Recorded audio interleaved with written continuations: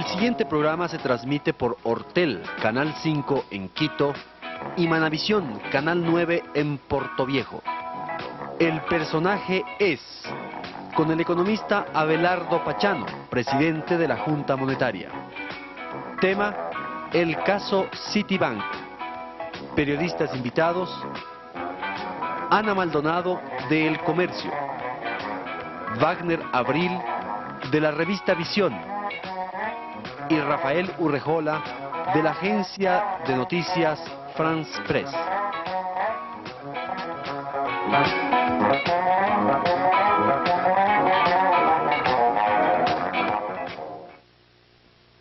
Amigos televidentes, muy buenas noches. Bienvenidos a otra emisión del programa El Personaje Es.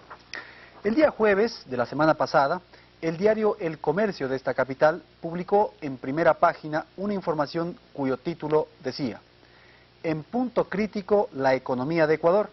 Esta afirmación la formulaban los funcionarios del Fondo Monetario Internacional que visitaron el país y que, según sus apreciaciones, la situación crítica de nuestra economía obedece a que las relaciones con el Citibank se encontraban sumamente deterioradas. Esta apreciación de observadores externos, conjuntamente con las declaraciones realizadas por el presidente de la Junta Monetaria a su retorno de las negociaciones con los ejecutivos del Citibank, configuraron un marco de realidad nacional francamente delicada y grave. Por ello, este canal ha creído conveniente solicitar al economista Abelardo Pachano, máxima autoridad económica del país, para que comparezca esta noche ante las cámaras de Ortel, Canal 5, a efectos de que responda a las preguntas de varios colegas periodistas. Ellos, desde distintas ópticas, desde distintas incluso ocupaciones laborales, nos van a ayudar precisamente a conocer detalles de esa negociación con el Citibank y de otras que tienen que ver con la situación económica del país. Estarán en esta conversación, entrevista, Anita Maldonado, responsable de la publicación Martes Económico del diario El Comercio, Wagner Abril, corresponsal de la revista Visión y de la revista The Economist, y también estará con nosotros Rafael Urrejola, quien es delegado, corresponsal de la France Press en el Ecuador. Economista Pachano, bienvenido a Ortel, Canal 5, muchas gracias por estar con nosotros, y nos va a permitir hacer una breve pausa a los amigos televidentes igualmente, puesto que tenemos que cumplir con los compromisos comerciales. Así que ya volvemos.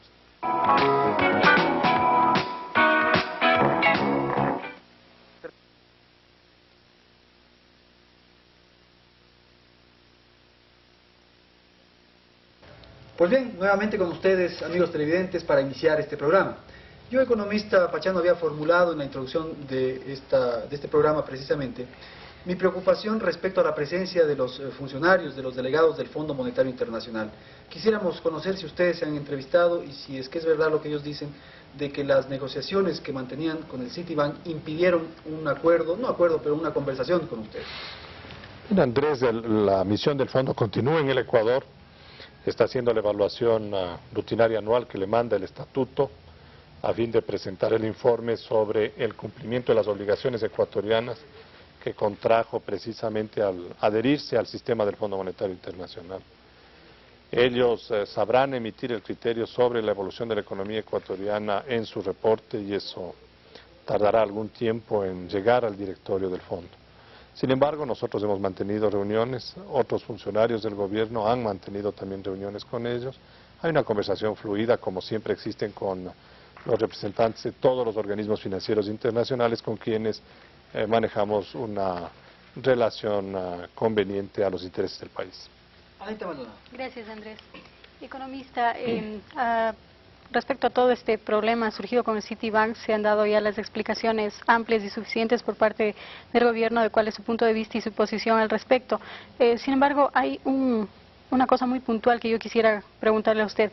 ¿En algún momento y por algún canal por algún medio, el Banco Central o las autoridades monetarias del país pudieron tener o tuvieron algún indicio, por lo menos, de que el Citibank podría eventualmente tomar una acción de esta naturaleza, tomando en cuenta que un banco de su estatus no suele tomar este tipo de decisiones sin estar amparado en una base legal muy firme y muy precisa, y además sin haber analizado suficientemente las consecuencias que esto podría traer en el ámbito internacional, no solo en sus relaciones con el país que resultaría afectado? No, en realidad no hubo ningún tipo de anuncio previo, ninguna comunicación anticipada, y solo cuando ya el Citibank se había tomado los fondos, pudimos informarnos de este hecho inusual, inaudito, imprevisto inclusive, porque 7 días antes habíamos recibido a través del Comité de Gestión y directamente de parte de ellos, informes de que estaban de acuerdo con el proceso de renegociación de la deuda, con el proceso de pago de intereses, y que inclusive operativamente el Citibank estaba dispuesto ya a realizar todos los procedimientos para transferir los fondos a cada uno de los distintos bancos acreedores. La primera información que se recibe en el Banco Central es un telex del 4 de mayo a las 6 y más de la tarde, en el cual se le notifica de la aceleración del pago de estas obligaciones y se le indica además al Banco Central de que ya no le aceptará ningún tipo de transferencia. En este telex recibido a las 6:30 de la tarde del día jueves 4, recién es procesado al día siguiente, pero antes el Citibank había procedido a bloquear el acceso a los terminales de computación que tenía derecho el Banco Central para poder conocer el saldo de su cuenta. Y había informado al Banco Central que eran problemas técnicos de computación los que estaban simplemente ocasionando esta postergación. Motivo por el cual el viernes 5 el Banco Central realizó transferencias normales con el Citibank. Solo a las 3:30 de la tarde del día viernes 5 de mayo, cuando se habían cerrado todas las operaciones bancarias en el Ecuador y en los Estados Unidos, se me solicitó una audiencia urgente por parte del representante o los representantes del Citibank en el Ecuador, el señor Francis de Rosario y el señor Carlos Arensen, para entregarme una correspondencia que vía fax le había llegado a su oficina. Les recibí. Al abrir pude conocer que era una carta dirigida al señor gerente del Banco Central, cuya copia me estaban entregando, en la cual recién nos comunicaban del hecho que ellos habían decidido un día antes. Obviamente usted podrá comprender la reacción que tuve frente a esos funcionarios. Y como el señor Francis de Rosario estuvo conmigo en Nueva York y conocía de la aprobación del Citibank de todo el proceso, le increpé, y este es el término porque estuve muy molesto, le increpé y le dije que cómo es posible que el Citibank actúe de esta manera, que yo no sé de qué manera va a reaccionar el gobierno nacional, pero que yo personalmente consideraba esto una agresión por parte del Citi. Y él se limitó a contestarme de que solo traía esta carta y de que no conocía absolutamente nada más. En todo caso, economista, ¿constituiría esto una agresión, para tomar su palabra, o una arbitrariedad absolutamente inédita en el campo de las relaciones financieras internacionales entre un país, entre un banco acreedor y un país deudor? ¿Usted cree quizás que esto, como se ha mencionado en algunos círculos nacionales e internacionales, podría constituir más bien una decisión política del Citibank de enviar un mensaje con esta actitud frente a un país deudor, un mensaje al resto de países deudores sobre la posición que va a tener respecto a las nuevas fórmulas que se están planteando en el mundo para la renegociación de la deuda, concretamente el Plan Brady? La opinión que usted expresa es compartida por representantes de muchos organismos internacionales, inclusive por muchos altos ejecutivos del gobierno de los Estados Unidos, y es motivo de una preocupación profunda, porque es no solo una advertencia, sino inclusive hay quienes manifiestan que es un desafío de un banco privado en contra de una idea política mundial de buscar una fórmula de solución, de reducción de la deuda para viabilizar el desarrollo de nuestros países. No se explican de otra manera un hecho realizado de esta forma, en donde primero aprueban todos los procesos, documentadamente tenemos los soportes correspondientes para poder demostrar esto, y luego, de manera abrupta, cambian de conducta e inclusive bloquean todos los accesos operativos del Banco Central. De tal forma que, además del daño que le hacen al Ecuador con todo este procedimiento, ellos también se han hecho un daño un daño considerable, porque a no dudarlo habrán repercusiones en otros países de América Latina y en otras regiones del mundo, al conocer hechos de esta naturaleza, que le van a afectar los intereses del propio Citibank y también van a ocasionar un endurecimiento en los procesos de renegociación de la deuda, no solo del Ecuador, sino de todos los países. Voy a dar la palabra ahora a Wagner Abril y quiero corregir un asunto que lo hice en el momento de la presentación. Había dicho que Wagner representaba a la revista The Economist. Fue un error que lo corrijo ahora. Wagner representa a la revista El Progreso. Así que, Wagner, tienes la palabra. Gracias, Andrés. Quisiera, economista Pachano, en seguimiento de la pregunta que hace un momento formulara Anita Maldonado, puntualizar un detalle que es muy importante, el que tiene que ver con el sistema de comunicación electrónico vía computación entre el Banco Central y Citibank Nueva York.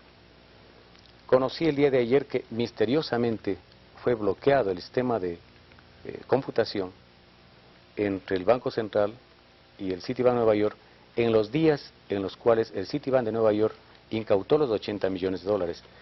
Pienso que este es un detalle importante porque revela de muchas maneras la sofisticación que existe ahora para cortar la comunicación y aprovechar de esos vacíos para proceder de esa manera. Quisiera que nos aclare, por favor. Es verdad, es absolutamente cierto la información que usted tiene, Wagner, porque el día jueves 4 de mayo se produjo realmente un bloqueo de información, de acceso a la información del Banco Central en sus cuentas del Citibank, y como no esperábamos ninguna retaliación ni ninguna decisión en contra de nuestros intereses, al pedir información al Citibank en Nueva York se nos respondió de que eran fallas técnicas del computador central en Nueva York.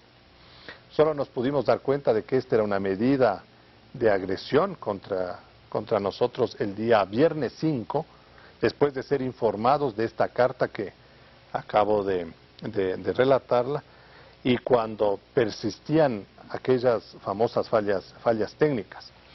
En esas condiciones, personalmente me puse en contacto viernes en la noche con el señor Francis de Rosario, que estaba en su oficina en el Citibank, y le expresé la más dura y enérgica protesta a nombre del Ecuador por este nuevo acto de abuso al haber producido un corte en el acceso a una información propia del Ecuador. El señor Francis de Rosario me dijo que va a buscar una explicación. Tuvo que llamar a Tampa, Florida, un centro de cómputo, y desde ahí por teléfono nos dieron los saldos. Pero ventajosamente, como también tenemos amigos, funcionarios del Citibank, que fueron sorprendidos, y funcionarios ecuatorianos que fueron sorprendidos con esta actitud, y que inclusive ellos tampoco conocían, y más bien estaban muy contentos por el proceso de negociación. Al nosotros buscar información en Nueva York de qué es lo que estaba pasando, confirmamos de que fue una decisión de los más altos ejecutivos del Citibank de bloquear, de romper el acceso al Banco Central del Ecuador para asegurarse el cobro de los fondos. De tal manera que, con las dos preguntas yo le contestaría de la siguiente manera. Nosotros no tuvimos información anticipada, porque si hubiéramos tenido información anticipada, hubiéramos logrado salvar los fondos ecuatorianos. Y en segundo lugar, hubo, con posterioridad a la decisión, esta acción por parte del Citibank, que ventajosamente el día sábado, fin de semana, por la habilidad de una funcionaria del Banco Central en el manejo de computación, logramos superarla al hacer un bypass, es decir, al utilizar otra red de computación y acceder directamente nosotros al computador del Citibank en Nueva York.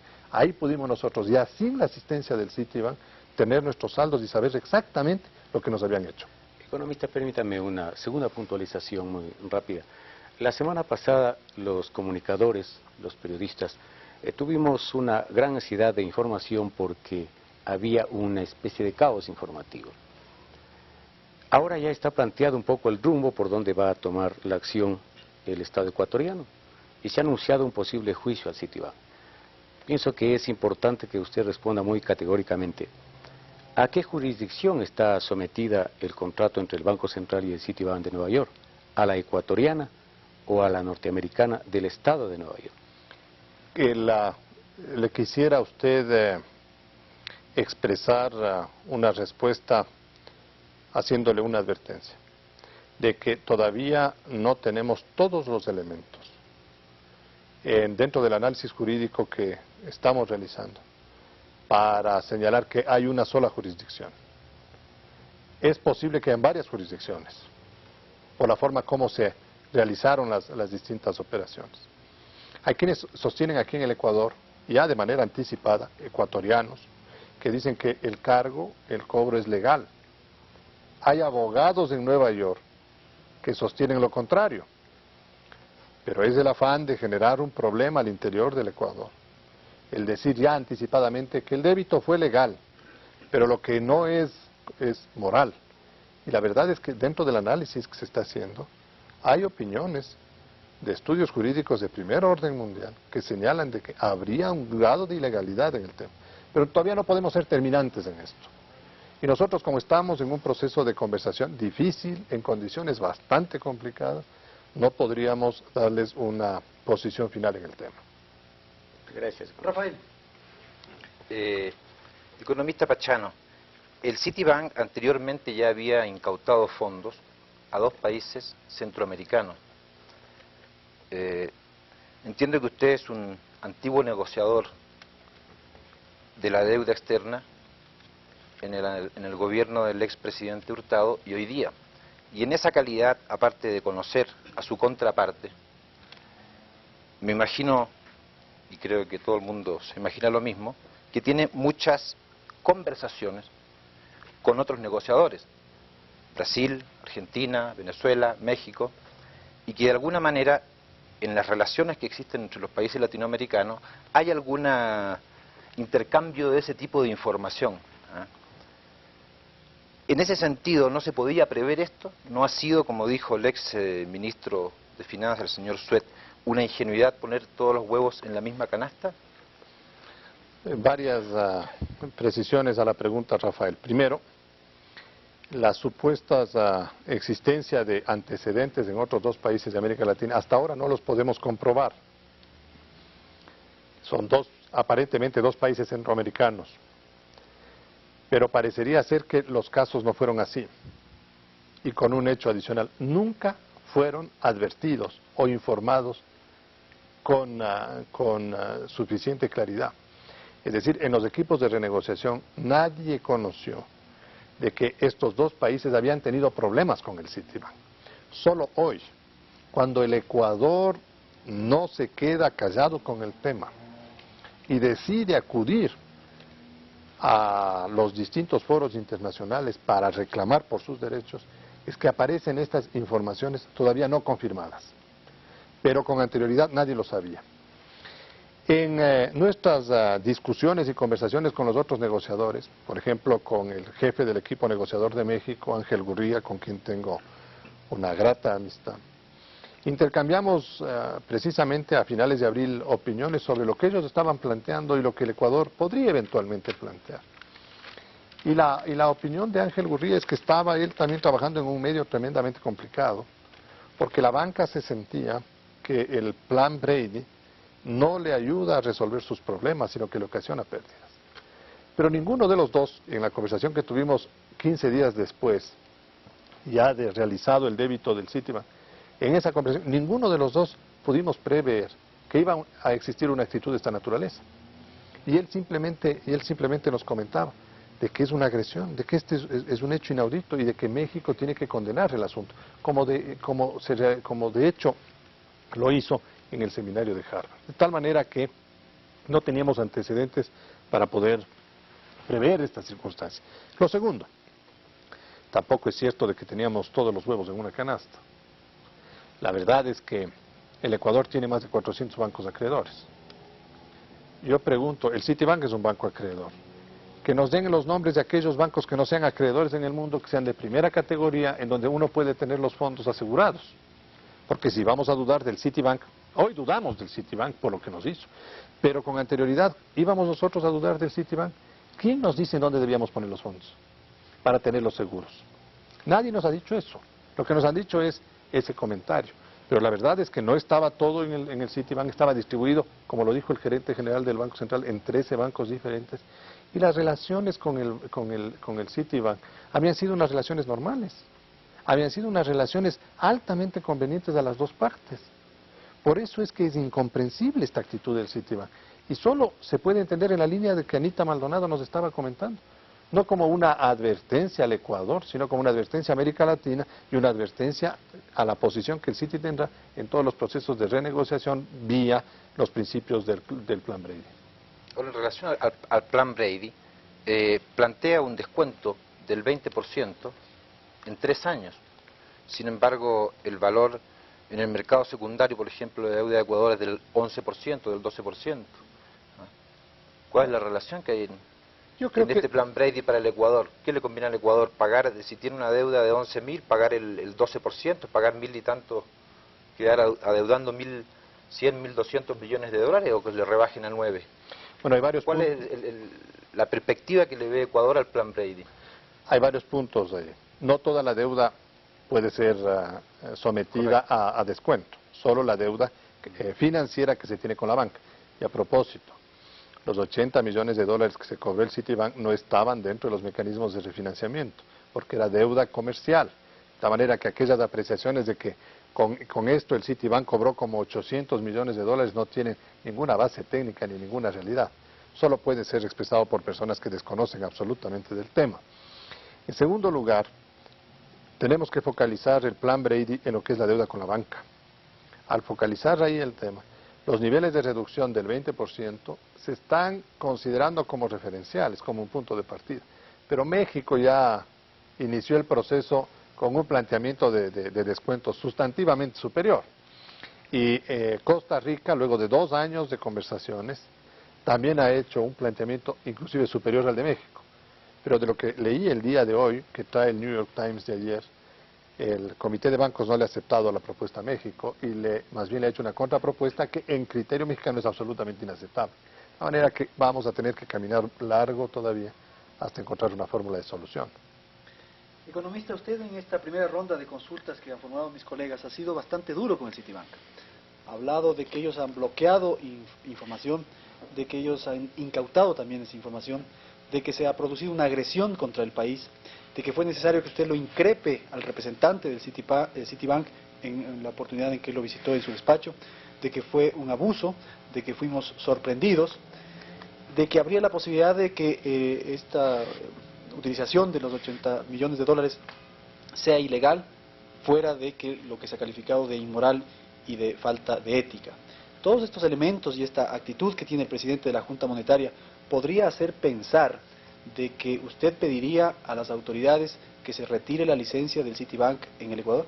Yo no he sido duro, Andrés, con el Citibank. He sido simplemente claro, he estado defendiendo los intereses nacionales, porque lo que han hecho merece esos calificativos. Y no le estoy diciendo ante la televisión en ausencia de ellos, le dije al señor Francis de Rosario, en presencia de él.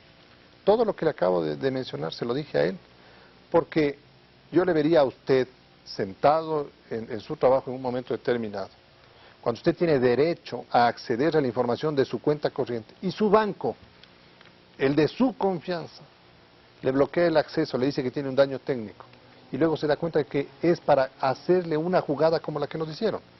¿De qué manera reaccionaría? De una manera violenta, porque no hay derecho y a un cliente, en este caso el Ecuador, a un cliente tratarle de esta manera. Y la verdad es que el bloqueo fue una realidad. La verdad es que la información que nos dieron con posterioridad al hecho es una realidad. Y todas estas circunstancias configuran la forma como actuó el sistema. Esto también hemos informado debidamente en los distintos organismos. Porque es la verdad. Y nada de lo que nosotros estamos diciendo, Andrés, nada nos ha sido desvirtuado. Tenemos suficientes testigos como para demostrar y confirmar todas nuestras apreciaciones. Al señor Francis de Rosario yo le llamé por teléfono, le tuve que hablar en inglés, porque no sabe español, y decirle en inglés el disgusto nuestro por esta forma de actuar. Entonces, aquí no se trata simplemente de calificar un hecho, sino de reaccionar por el bien del interés nacional. Uno está negociando al interés nacional, defendiendo el interés nacional. Cuando nosotros viajamos a Nueva York, vamos allá a defender nuestro punto de vista como ecuatorianos. Y por supuesto que las negociaciones son duras, porque los banqueros quieren defender sus intereses Y en ese ir y venir de conversaciones se producen tensiones, siempre se han producido tensiones. Porque no es fácil, y debemos comprenderles también a ellos, no es fácil reconocer una pérdida de ¿qué? El 50, el 60, el 70%. En razón de que es irrecuperable el crédito. Pero tampoco para nosotros es fácil decirle, no, porque ustedes no pierdan, les vamos a aceptar algún otro tipo de descuento. De manera que es un proceso complicado. En lo que tiene que ver con la licencia del Citibank en el Ecuador, está sometida a las leyes ecuatorianas. El presidente de la Junta Monetaria tiene facultades expresamente señaladas en la ley y no le corresponde tomar ningún tipo de iniciativa. Además, creo que debemos demostrar una vez más, los ecuatorianos, la seriedad con que actuamos. Si hay un marco legal claro, debe haber un respeto a la ley para actuar dentro de ella, tomando obviamente las decisiones que el interés nacional le obliga. Además hay elementos de soberanía de país propiamente. Así es. Anita. Sí, gracias. Andrés se refería a la licencia del Citibank en el Ecuador. Yo quisiera, economista, que usted me precisara si después de este problema, este impasse, y parecería lógico pensar que el Ecuador pudiera pedir al Comité de Gestión el analizar el cambio del Citibank como banco agente del Ecuador en el exterior. Es uno de los temas que está bajo carpeta, porque va a depender del resultado final de las conversaciones, del resultado final de la intervención de un montón de organismos. Hoy he tenido, a través de distintos canales de información, de valiosas gestiones realizadas en favor del Ecuador. Esperemos que vayan dando resultado. La verdad es que al final lo que nosotros estamos buscando es un punto de negociación conveniente al interés ecuatoriano. Economista, a propósito de esto, precisamente, no parece muy probable suponer que Citibank revea su decisión de devolver los 80 millones de dólares. ¿De qué manera, en ese caso, el Ecuador esperaría compensar estos 80 millones de dólares que para el país sí representan una suma importante en la medida en que le permitirán solventar determinados compromisos con el resto de la banca acreedora? La solución no es fácil, Anita, y nosotros no le estamos diciendo al Ecuador que se trata simplemente de un almíbar esta conversación con el Citibank, porque es en términos complicados, duros, y en ese sentido nosotros vamos a buscar el conseguir esos recursos. Caso contrario, parte de los afectados, y afectados de manera importante, son los propios bancos, porque los pagos parciales de intereses van a tener que postergarse, y de esta manera se verán en cierto sentido frustrados de obtener un resultado como nosotros hubiéramos querido. Otra parte nos obligará a hacer replanteamientos de pago a los países de Aladi, a los cuales no logramos hacerle la compensación total, porque hicimos solo una compensación del 40%. Wagner. Gracias, Andrés.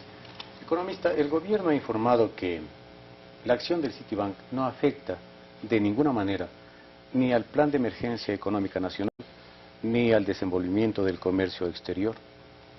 Sin embargo, las autoridades, y usted mismo informó recientemente, que dentro de los 80 millones de dólares retenidos o incautados por el Citibank, constaba una apreciable suma para el pago de importaciones de la LAD.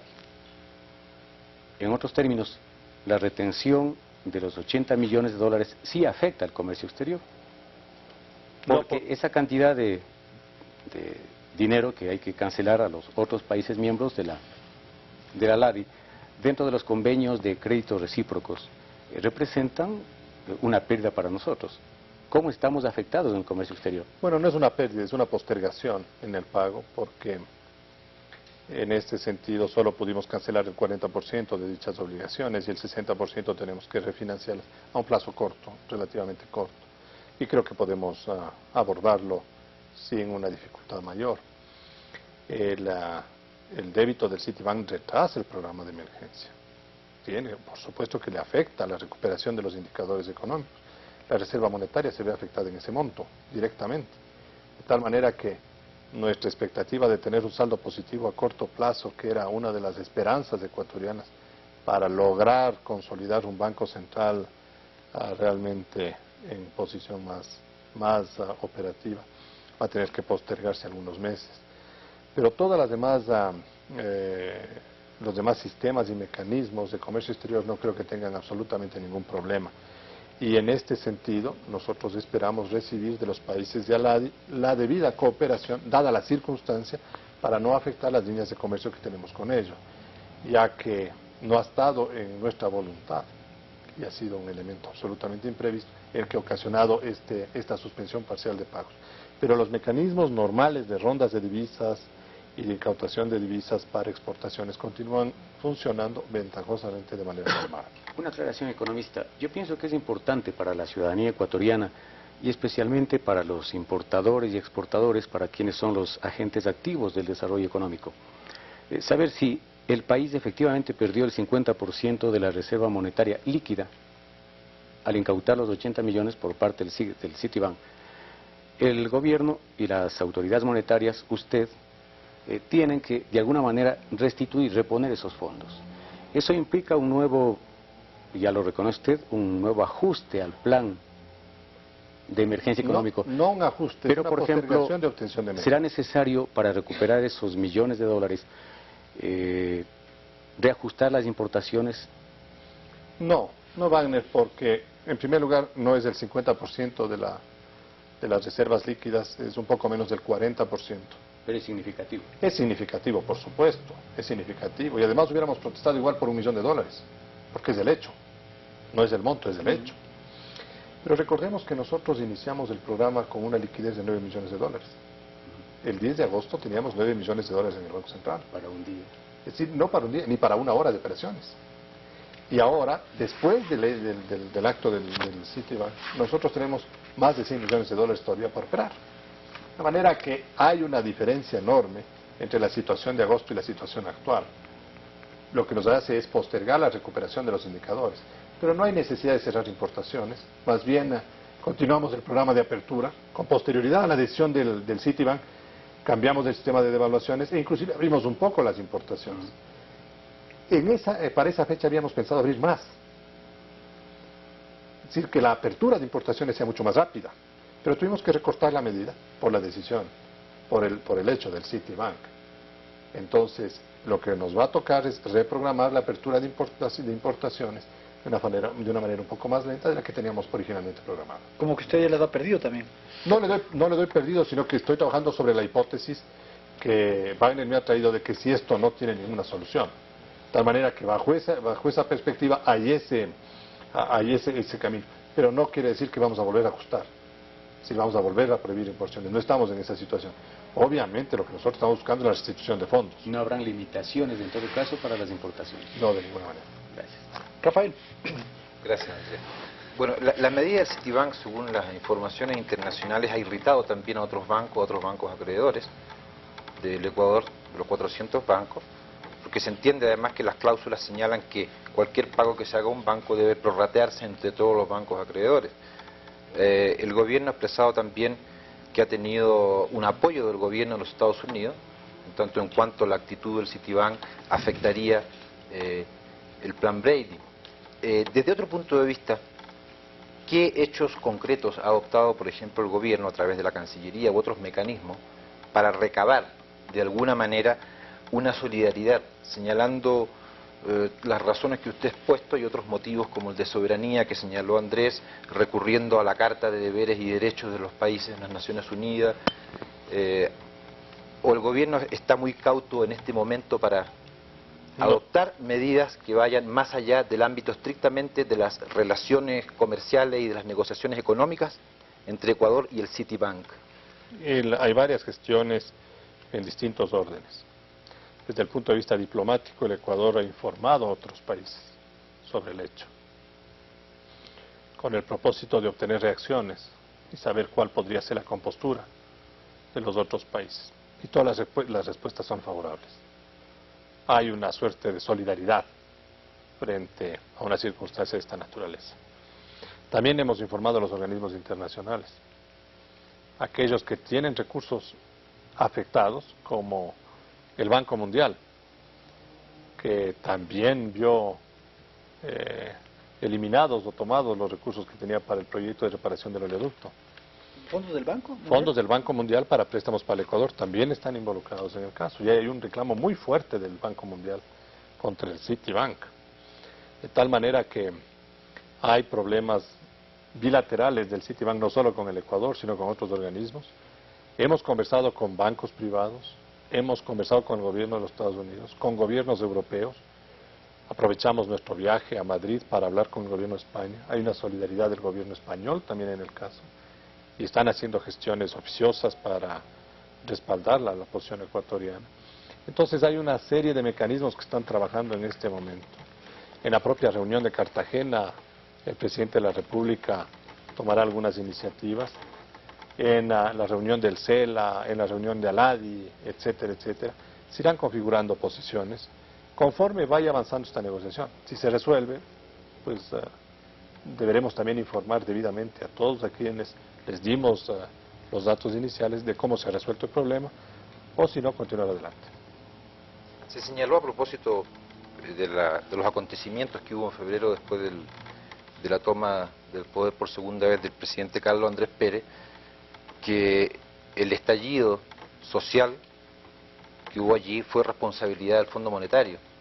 ¿Se podría señalar al Citibank como un probable aglutinador de los países en el camino hacia el club de deudores? Bueno, claro que fortalece, una decisión del Citibank fortalece la Unión de América Latina. Eso es indiscutible. Y fortalece el punto de vista de encontrar una plataforma común de los países, que es nuestro punto de vista desde hace mucho tiempo, y usted conoce con bastante detalle mi punto de vista personal. Yo creo en que los procesos de renegociación tienen dos niveles. El uno, el multilateral, en donde todos los países de América Latina debemos intercambiar opiniones y establecer plataformas comunes básicas o mínimas de renegociación, y sobre ese punto establecer la renegociación bilateral para conseguir el mayor provecho posible en función de la realidad de cada país. Economista, usted ha expresado algunos elementos respecto a que este asunto no le va a salir tan fácil al Citibank, puesto que hay una serie de elementos adicionales que hacen que este tema tenga implicaciones incluso de orden político y de política internacional. Y el dato que personalmente yo no lo conocía respecto a lo del Banco Mundial también hace que eventualmente el Citibank se abra a muchos frentes. Yo pienso que un banco como el Citibank, que tengo entendido es el tercero o el cuarto en el mundo, no iba a tomar una decisión de esta naturaleza si no era por algún propósito puntual, concreto. Además del hecho que ha planteado Anita, que es el de amedrentar un poco tal vez a otros países que tienen deudas mayores, ¿cuál cree usted que era el propósito de haber utilizado estos recursos que pertenecían al Ecuador? No otro, ¿no? Yo creo que no tenemos muchas alternativas. No podemos comprender de que el Citibank esté buscando hacerse un harakiri financiero, es decir, que actúe sin reflexión. No entendemos que haya una intencionalidad contra el Ecuador por todos los elementos que hemos conversado y que conoce el país. Entonces solo cabe utilizar este mecanismo para anunciar o para transmitir vía indirecta la posición de una suerte de halcón, como dicen los norteamericanos, en los procesos de renegociación. Nosotros vamos a ser los duros. Ahí tienen un ejemplo. Entonces ese mensaje parecería ser que es el que ha querido manifestar el Citibank, con costos incalculables, porque no sabemos hasta dónde le va a llegar las repercusiones al Citibank. ¿Usted conoce que muchos países han retirado recursos de No conozco, Andrés, pero mientras más se difunde esta información, más daño le va a hacer al propio Citibank. No sé si los compañeros quisieran seguir abordando sobre el tema Citibank. Sin perjuicio de eso, yo quisiera comentar otros asuntos. Por ejemplo, el tema de la inflación, que es el que probablemente de modo más directo interesa al gran público que nos está escuchando. Yo un poco, sin entrar a conocer, sin saber mucho de economía, le quiero consultar si este tema puntual de la toma de los 80 millones de sucres va a afectar al tema y a la propuesta del manejo inflacionario o del manejo de los índices inflacionarios que usted se había previsto en el país. No tiene ninguna vinculación ventajosamente.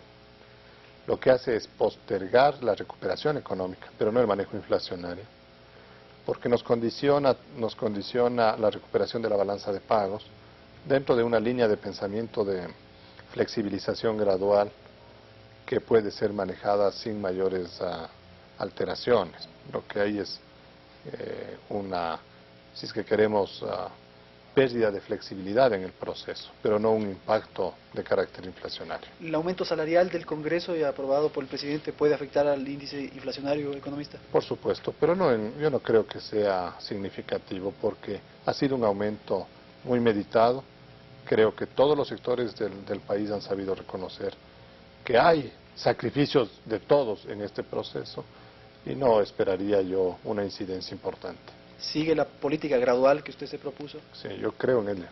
¿No va a haber asuntos fuertes en los próximos días? Por lo menos en los campos en los que están bajo nuestra responsabilidad, en donde se aplican políticas graduales, lo que buscamos es minimizar esas posibilidades.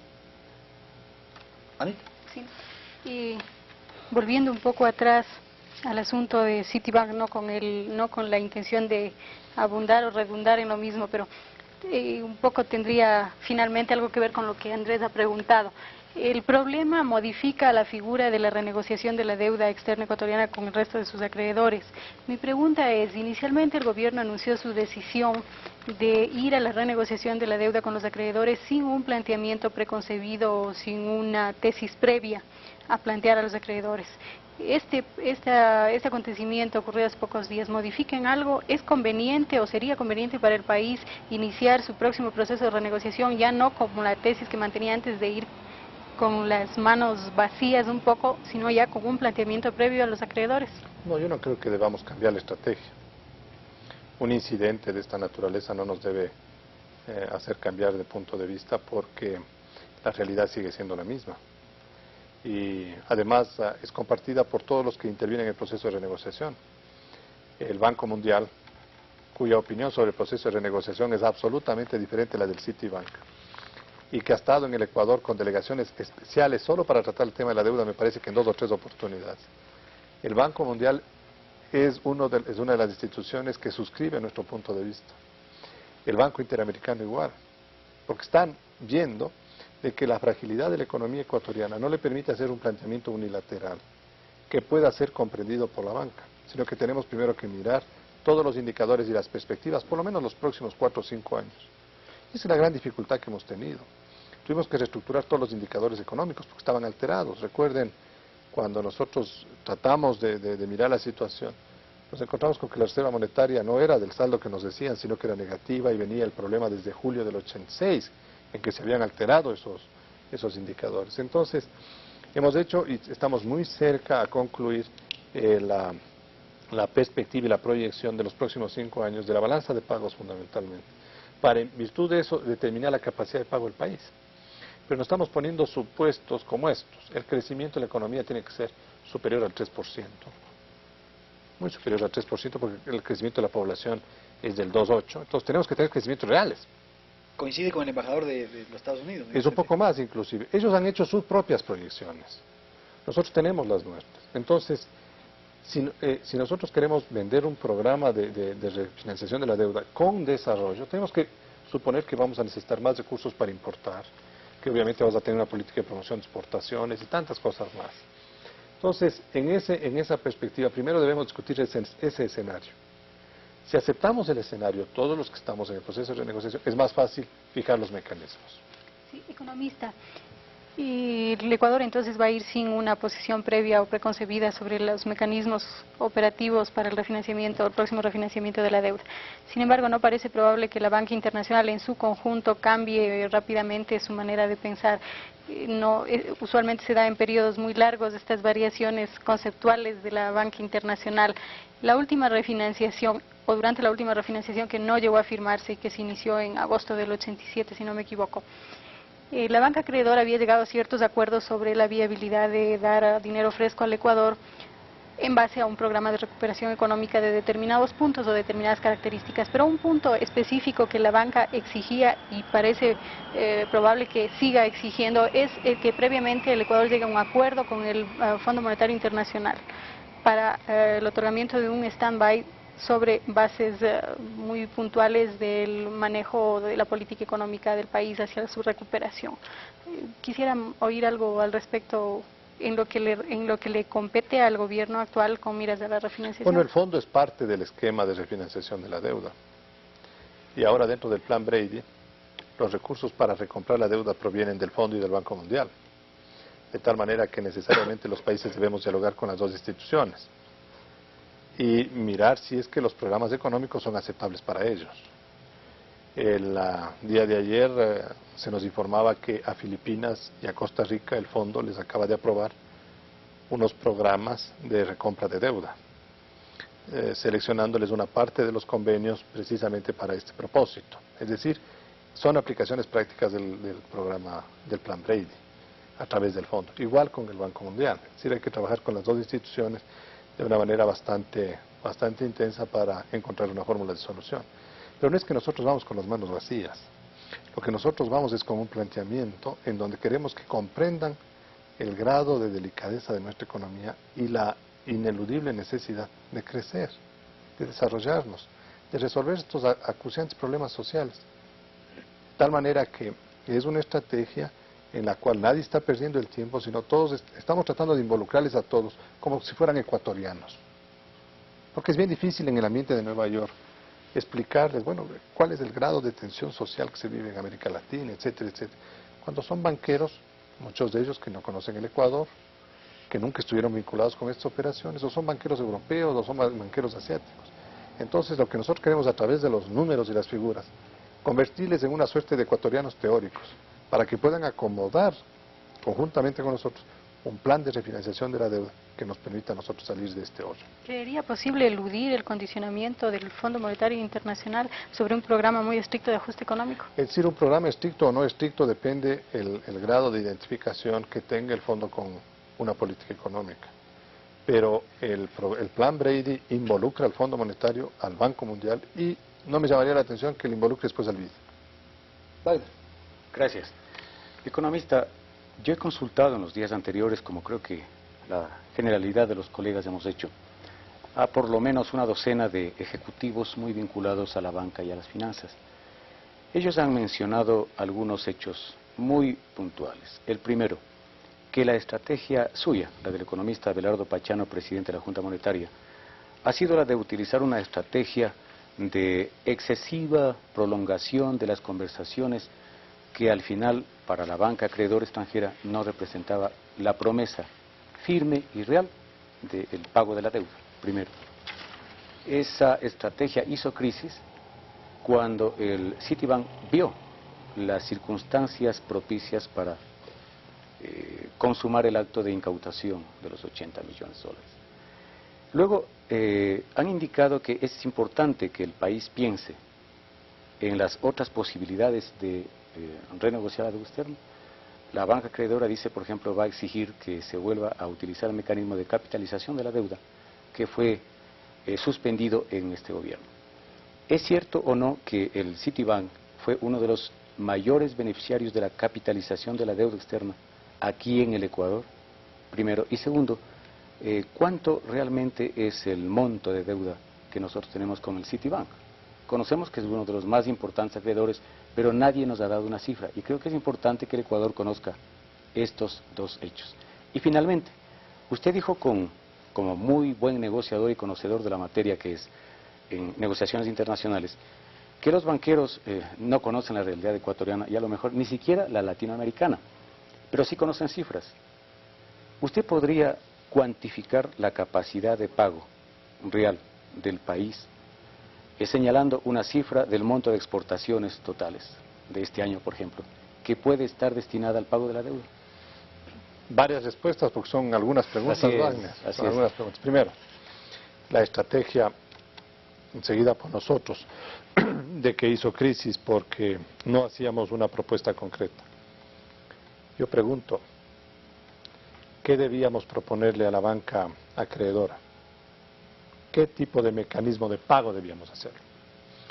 Si el Ecuador no tenía reservas monetarias internacionales, no tenía liquidez, había generado una serie de limitaciones a las importaciones, es decir, buscaba un sacrificio interno, tenía problemas de precio del petróleo en el mercado internacional, solo los últimos meses han mejorado, tenía un ambiente externo tremendamente crítico. había suspendido el pago de intereses durante más de 2 años. Sí, todos los elementos trabajaban en contra. ¿Qué debíamos decir a la banca? Que le vamos a pagar en 40 años, o en 50 años, o en 60 años. ¿A qué tasa de interés? Si no podemos pagarles, no le hemos podido pagar durante 2 años un centavo. Entonces, para hacer un planteamiento, o para decir si es que la estrategia está mal, uno debía haber tenido una alternativa. Porque nosotros dijimos a la banca que no podemos pagarle. Es lo que nos dicen algunos comentaristas, que la posición del Ecuador debía haber sido simplemente decir a la banca, no podemos pagarle. Sí, eso es lo que le hemos dicho a la banca. No podemos pagarle. Pero el Ecuador es el único en América Latina que durante más de 2 años no les ha pagado un centavo de intereses. Por eso es que nosotros en marzo, cuando había una mejoría en la Reserva Monetaria, decidimos reiniciar pagos parciales de interés, porque no podíamos ser el lunar dentro de un proceso de renegociación. Nadie se sienta a discutir con un deudor que no le quiere pagar un solo centavo y que se niega a hacerle ningún tipo de contribución. Fíjese, los costarricenses le hacen pagos parciales, los argentinos iguales, los peruanos iguales, y así puedo ir enumerando a todos, unos con una moratoria, otros con otra moratoria, pero hacen pagos parciales para mantener en vida un proceso de renegociación. Más, volvamos a lo que Anita Maldonado nos decía hace un momento, para la renegociación fallida de octubre del 87, el Ecuador pagó, si no me equivoco, $80 millones de intereses atrasados, y a la final no obtuvo nada, porque en marzo no se renegoció un proceso que por habérselo hecho tan acelerado, la antítesis de lo que nosotros hemos procesado, no servía para nada, porque era una renegociación absolutamente formal. Y eso lo dijimos en pleno proceso. Y recordemos la carta del embajador Mario Rivadeneira, famosa carta, cuando a los que hoy critican, a uno por lo menos de los que hoy critican, le dijo que él desaprovechó la oportunidad venida por un hecho lamentable como fue el terremoto, de haber planteado una renegociación importante, y hoy nos critican del tema. Entonces, el uno es que no había un ambiente internacional todavía favorable para encontrar un mecanismo adecuado. Costa Rica son más de 2 años renegociando y no llega a acuerdos. El Ecuador no puede recomprar su propia deuda, Wagner. Lo que pueden es recomprar algunos particulares, pero el Estado ecuatoriano no puede recomprarse. No puede, está prohibido en los convenios. Eso es otra parte de la renegociación que tenemos que hacer. Entonces, ese es un elemento sumamente importante. Segundo, el Citibank, que es el que más ha capitalizado la deuda mediante los mecanismos que estaban abiertos antes, no le podría decir que sí ni que no. No he visto las cifras en detalle, no tengo en mi memoria en este momento, pero debe haber participado en los procesos. El hecho de que, ¿cuál es la deuda del Citibank? Yo creo que en este momento, más o menos, le doy una cifra referencial, la deuda es $200 millones. Creo que ese es el monto de la deuda que tenemos nosotros con el Citibank y que está sometida a los procesos de renegociación. Economista, un exgerente general del Banco Central me informó que él conocía que el monto de la deuda con el Citibank ascendía a $1.200 millones. No sé. Yo le estoy dando una cifra que le vi el otro día. Tendría que confirmarle, pero me parece que es 200. ¿Y la cantidad de capitalización de deuda? No sabría decirle realmente, Manuel, porque no tengo en la cabeza. Intervinieron muchas instituciones. Y ahí, por ejemplo, hay otro proceso. Toda la conversión de deuda en capital, que les interesan a algunos bancos y a algunos sectores. Los únicos beneficiarios fueron aquellos que convirtieron la deuda. El Estado ecuatoriano recibió 0 de beneficio. No ganó nada. Las pérdidas del Banco Central fueron cuantiosísimas, porque algo que estaba en el mercado internacional al 30%, el Banco Central le reconoció aquí al 100%, y casuísticamente. Conozco que el propio Citibank hizo esa negociación. Posiblemente. ¿Podríamos tener información algún día sobre eso? ¿Cómo no? Yo no tengo ningún problema de darle la información. Gracias. Bueno. Rafael, te voy a dar la palabra pidiéndoles que por favor sean lo más concisos, puesto que tenemos apenas unos 4 o 5 minutos. Muy preciso. Incluso el economista tiene un compromiso después. En relación a lo que decía Anita, y cuando salió el plan Brady, que usted hizo algunos elogios de distintos puntos de vista políticos, etcétera, señaló que aun cuando no se conocían los montos, era muy importante el problema de la condicionalidad para entregar esos recursos a los países, porque había que examinar con mucho detenimiento, porque si la capitalización es muy reducida y la condicionalidad era muy exigente, no se iba a llegar a ninguna parte. Pero de hecho Ecuador tiene que llegar, y próximamente, a alguna parte. Se va a firmar una carta de intención con el Fondo Monetario, va a adoptar el plan Brady? Bueno, nosotros queremos entrar ¿No puede recomprar definitivamente en el proceso de negociación parte de su deuda? No puede, no está permitido la recompra de la deuda ecuatoriana por parte del Estado. Hay unos montos simbólicos que puede hacerlo, simbólicos, anuales, pero no puede, está prohibido. Y ese es uno de los puntos más duros de las negociaciones. Entonces, hay un comentario, escuché y leí el comentario, que alguien decía que con los 80 millones de dólares el Ecuador podía haber comprado 800 millones de dólares de la deuda externa ecuatoriana. Eso es absolutamente falso. Eso es inaplicable, porque no podíamos recomprar la deuda, salvo que queramos nosotros idear un mecanismo ilegal o un mecanismo de engaño a los acreedores, en lugar de seguir negociando de frente y decirles que parte de los recursos que nosotros disponemos queremos para recomprarle, como les hemos planteado nosotros eso. O que, por ejemplo, esos 80 millones tenían valoración del 10% en el mercado secundario, cuando esa era una deuda que no tenía valoración en el mercado secundario porque era una deuda comercial. De tal manera que a nosotros nos interesa el plan Brady, Rafael, porque nos da un apoyo claro en la dirección de reducción de la deuda. Estamos en conversación con el Banco Mundial, hemos recibido interesantes puntos de vista de ellos sobre la forma como podría instrumentarse el plan Brady. Todavía la situación no es tan clara, le falta definiciones técnico-políticas ahí al Banco Mundial, y conversaremos con el Fondo Monetario para encontrar, si es posible, un punto medio entre las dos partes y conseguir lo que nosotros buscamos, apoyos, puntos de apoyo en los procesos de renegociación. Y aparte de esta reducción, que puede ser del 20 o más, como consiguió México, como usted dice, ¿qué otros elementos cree Ecuador que debería incorporarse al plan Brady? Relación a exportaciones, el comercio con el GATT, por ejemplo, bueno, yo creo términos de intercambio. ¿Hay otros elementos que se deberían integrar? Pero yo creo... ¿Y se está trabajando, sobre eso también a nivel diplomático de las relaciones económicas entre los países? Yo creo, y hay una definición general del gobierno, de que los descuentos de la deuda tienen que ser del Estado ecuatoriano. Es decir, todas las recompras de deuda que haga el Estado ecuatoriano debe beneficiarse el Estado ecuatoriano, porque es la mayoría de los ecuatorianos. Y esto no ha pasado en los mecanismos anteriores y tenemos que introducirlo ahí. En segundo lugar, para precautelar un buen precio de la deuda externa ecuatoriana, debe haber un monopolio de compra. No digo yo un monopolio de distribución, pero de compra. Para que no todo el mundo acceda al mercado internacional y quiera hacer pingües negocios con esta cosa. O el Banco Central o a la institución que le corresponde, pero que sea la única que pueda de una manera orgánica adquirir en beneficio de él. Que el sector privado en los mecanismos de conversión de deuda y capitalización tiene que compartir el descuento con el Estado. Eso tiene que ser parte, pero fundamental del proceso. No puede permitirse y no puede aceptarse de que todo el descuento vaya al sector privado. Yo creo que ahí hay una obligación social importante de retribuirle al sector público y a través del sector público al país y a toda la sociedad los beneficios de la reducción de la deuda. Porque algunos creen que aquí se puede establecer un mecanismo de conversión de deuda en capital del 10%, ganarse el 90% cada uno de manera individual. No, yo creo que ese 90% tiene que distribuirse con el Estado ecuatoriano de una manera que sea equitativa, porque a la final la reducción de la deuda, al aliviar al Estado ecuatoriano, nos alivia a todos. Pero si por la reducción de la deuda le vamos a ocasionar pérdidas cambiarias al central o nuevos recargos al fisco, el día de mañana tendremos un nuevo programa de ajuste. Economista, compañeros, se nos ha terminado el tiempo. Le quiero agradecer muchísimo por su presencia esta noche aquí en Ortel y haber conversado sobre temas tan interesantes. Lastimosamente se nos quedan algunos otros temas que quisiéramos haberlos abordado, pero el tema del Citibank, el asunto del Citibank, ha acaparado la mayor cantidad de tiempo. Lo comprometo para otra oportunidad para seguir conversando sobre asuntos económicos. A los amigos televidentes igualmente les invito para la próxima semana a otra emisión del programa El Personajes. Sigan con nosotros que tenemos tendido cero. Los aficionados taurinos entonces tienen una cita aquí en Ortel. Buenas noches.